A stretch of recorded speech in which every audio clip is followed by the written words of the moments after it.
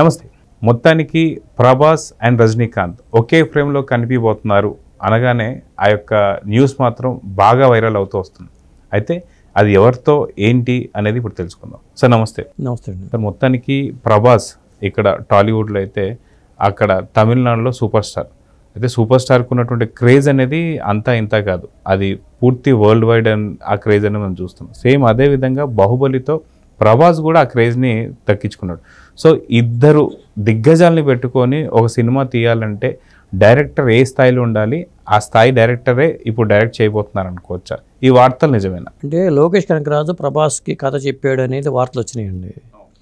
దాంతో ఆ సినిమా ఏది అనేది చర్చ. ప్రభాస్కి లోకేష్ కనకరాజు రావడం, ప్రభాస్కి వరకు వెళ్ళి కథ చెప్పడం అనేది జరిగిందని సమాచారం అయితే ఉంది. ఆయన అంగీకరించాడా లేదా, ప్రభాస్ అంగీకరించాడా లేదా తెలియదు. అయితే ఆ కథను రజనీకాంత్తో చేయబోయే సినిమా కథ ఒకటేనా కాదా అనేది కూడా తేలాల్సి ఉంది. అది వీళ్ళిద్దరూ కనుక రజనీకాంత్ ప్రభాస్ ఒక సినిమాలో నటించినట్టయితే మాత్రం ఆ సినిమా రేంజ్ వేరుగా ఉంటుంది, కంపల్సరీగా వేరుగా ఉంటుంది. ఎందుకంటే 73 ఏళ్ల రజనీకాంత్, ఆయనకున్న స్టార్డమ్ మనకు తెలుసు. మన జైలర్ సినిమా వసూలు ఎంత సాధించిందో మనకు తెలుసు. కాబట్టి అలాంటి రజనీకాంత్కి జపాన్లో ఫ్యాన్స్ ఉన్నారు, ఇతర దేశాల్లో ఫ్యాన్స్ ఉన్నారు.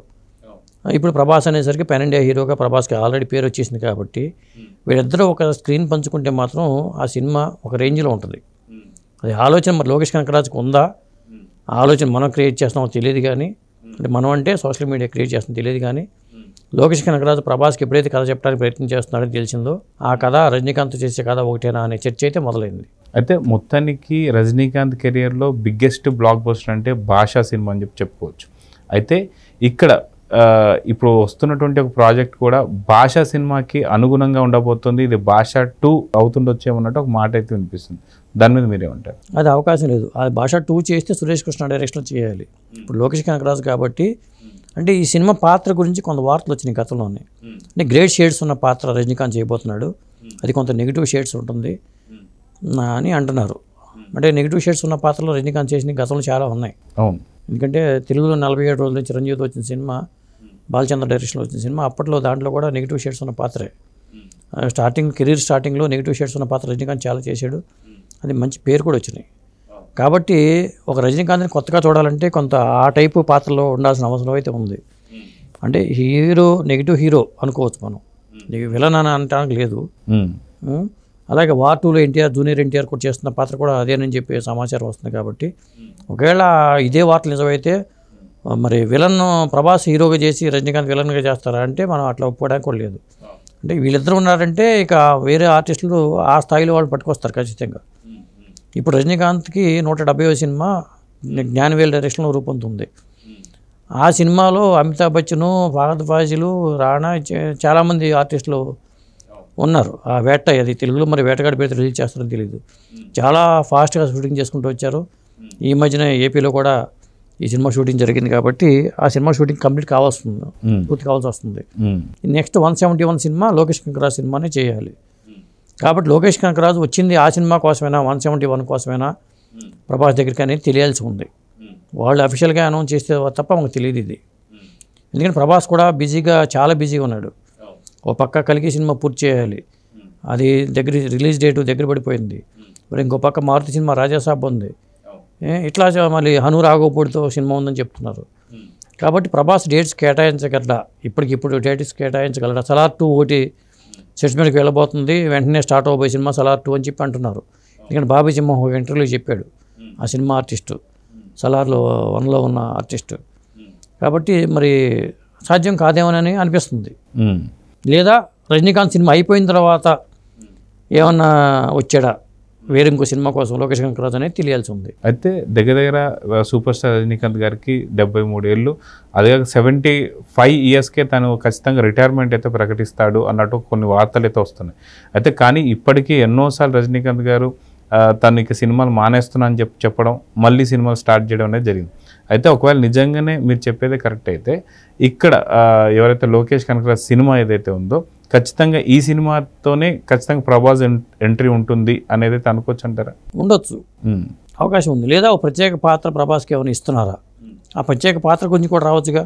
ప్రత్యేక పాత్ర అంటే ఏమన్నా 10 రోజులు 15 రోజులు షూటింగ్ అడుగుతారు, డేట్స్ అడుగుతారు, అది సాధ్యమే.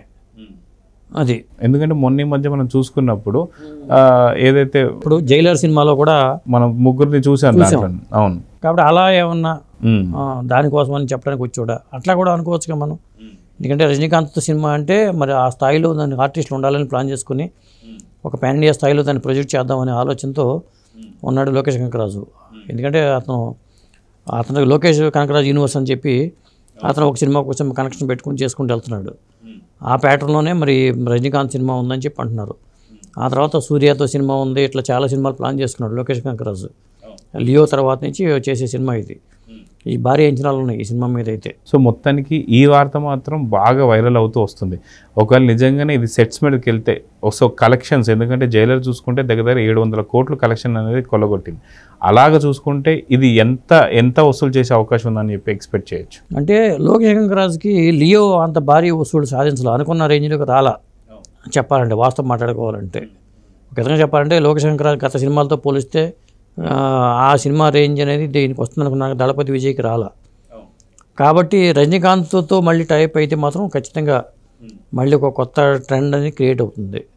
ఎందుకంటే రజనీకాంత్తో సినిమాలు చేసిన శంకర్కి అతను రోబో సినిమాతో మంచి పేరు వచ్చింది గతంలో. అవును. ఎందుకంటే అప్పుడు కమల్ హాసన్తో చేసిన సినిమా కానీ ఇవన్నీ మంచి పేరు తెచ్చిపెట్టినాయి కదా. ఎందుకంటే శంకర్ భారతీయుడు సినిమా చేసినా లేకపోతే ఇంకోళ్ళు చేసినా అట్ట పేరు శంకర్కి పేరు వచ్చింది అప్పుడు. అలాగే రజనీకాంత్తో సినిమాలు చేసిన తర్వాత మరి శంకర్ కూడా మంచి పేరు వచ్చింది. ఇప్పుడు లోకేష్ కనకరాజు ఆ స్థాయిలో యూత్ డైరెక్టర్లో లోకేష్ కనకరాజు ఇప్పుడు అలాంటి సినిమాలు చేస్తున్నాడు. కాబట్టి ఆ లోటుని మళ్ళీ లోకేష్ కనకరాజు భర్తీ చేసేలాగా పరిస్థితి అయితే ఉంది ఇప్పుడు. ఎందుకంటే తెలుగులోకి వచ్చేసరికి రాజమౌళి, సుకుమారులు ఇలా ఎలా ఉన్నారో తమిళకి వచ్చేసరికి లోకేష్ కనకరాజు పేరు అలా వినిపిస్తుంది ఇప్పుడు. సో చూద్దాం సార్, మొత్తానికి ఈ కాంబినేషన్ త్వరగా సెట్స్ మీదకి వెళ్ళాలని, తెరపైన వీళ్ళిద్దరిని కూడా చూడాలని చెప్పి అయితే కోరుకుందాం. సో ఇదండి మొత్తానికి ఒక పక్కన ప్రభాస్, ఇంకో పక్కన సూపర్ స్టార్ రజనీకాంత్. సో వీళ్ళిద్దరిని డైరెక్ట్ చేయబోయేది లోకేష్ కనకరాజ్. సో ఈ కాంబినేషనే చాలా క్రేజీ కాంబినేషన్. సో తొందరగా సెట్స్ మీదకి వెళ్ళాలి, అందరి ముందుకి స్క్రీన్ పైన రావాలని అయితే కోరుకుందాం. Thank you.